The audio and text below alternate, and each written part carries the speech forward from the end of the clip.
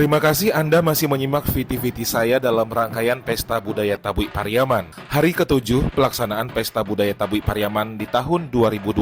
Rangkaian kegiatan yang dilaksanakan adalah prosesi turun panja, ma'atam, dan ma'arak jari-jari. Pelaksanaan prosesi ini merupakan prosesi yang menggambarkan kesedihan karena kematian cucu Nabi Muhammad SAW, Hasan dan Hussein.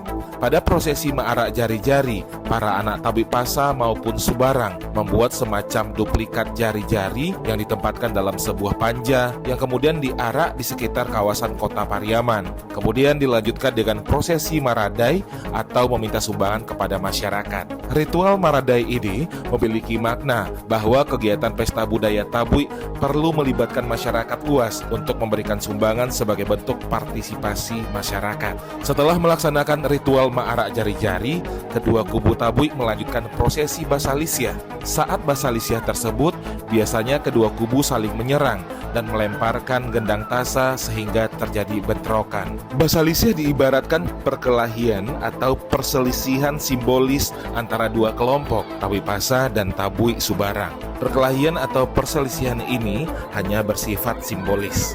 Proses Basalisya seringkali didramatisasi dengan tujuan untuk memberikan kesan yang kuat dan menarik perhatian penonton.